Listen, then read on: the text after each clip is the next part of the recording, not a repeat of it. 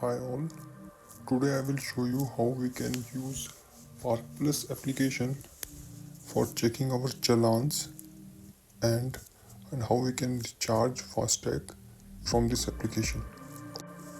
So you can directly download this application from App Store.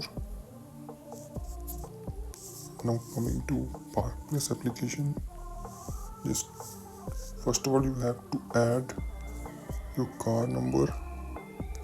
This is a vehicle number you can add here.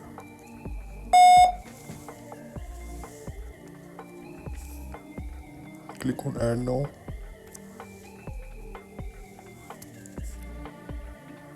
Here you can see your car details. Now just go to home screen and you can click on Challan, and from here onwards you can click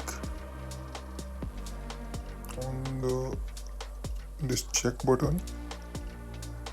From here onwards you will be able to see your challans. As you can see, there are no challans available in my queue, so that's how you can check.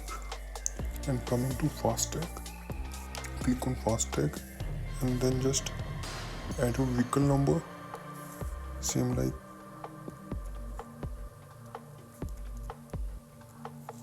click on recharge.